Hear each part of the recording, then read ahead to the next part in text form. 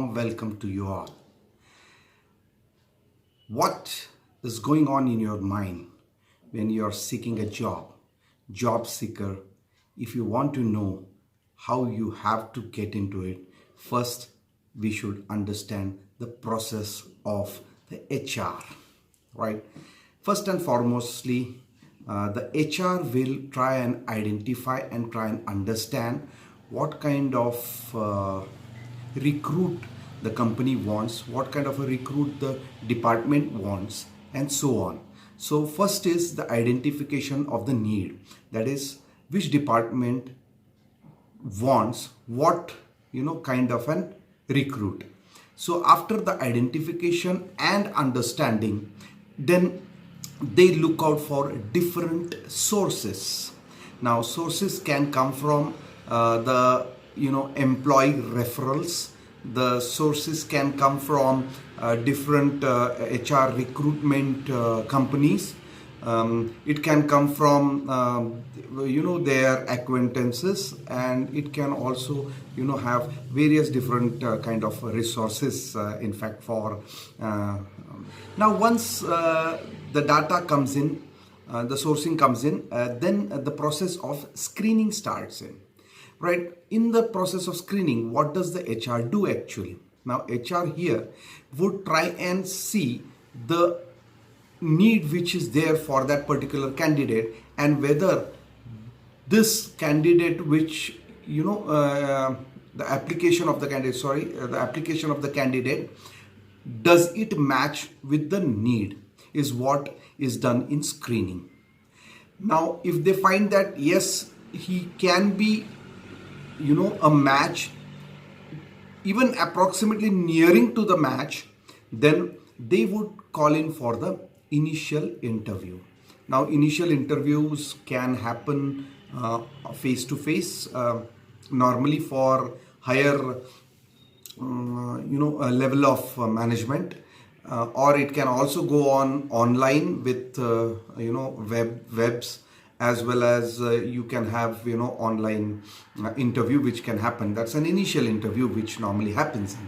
Now after the initial interview, if you do your best, what needs to be done and all, yes, maybe people keep on asking me, so I would certainly look into and try and make a video on that as well, right? So when we talk about the initial interview, so once you are through with your initial interview, then the HR takes you to the final interview. Now in the final interview, HR would have compared your CV to the necessity or need from the company, and finding it rightly suitable, he would take you now to the department head who actually has called in for that need.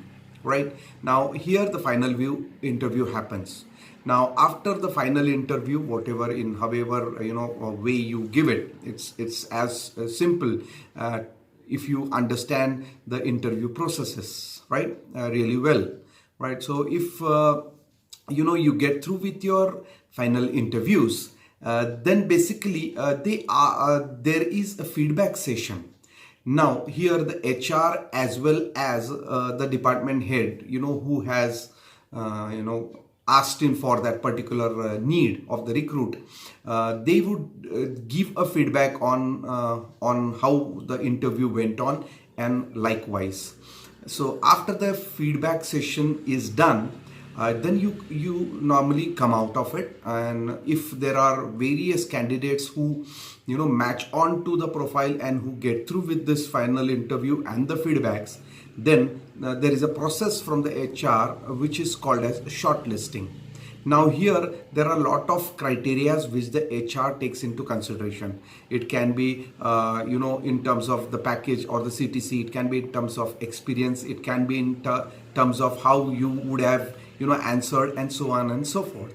So there are a lot of different criteria, in fact, which the HR looks into, and once they have shortlisted, then basically there will be a verification done. Now verification happens in with your KYC basically, and it can be a reference to your earlier job if you have an experience. So it could be a reference to that particular employer, or normally in your CVs also you would also include some references. So there will be a verification check.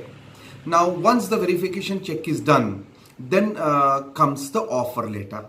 Now the offer letter is rolled out, and the most important thing what you have to look into this offer letter is what is the post which is given to you. Does it match to the advertisement, or does it match to the need or the profile that you have applied in for?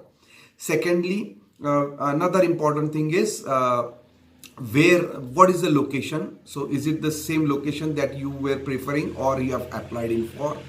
Third can be the CTC. So there might be negotiations here in your interviews, in their final interviews, and whether that negotiated amount matches with the offer letter. And then the next point is the date of joining.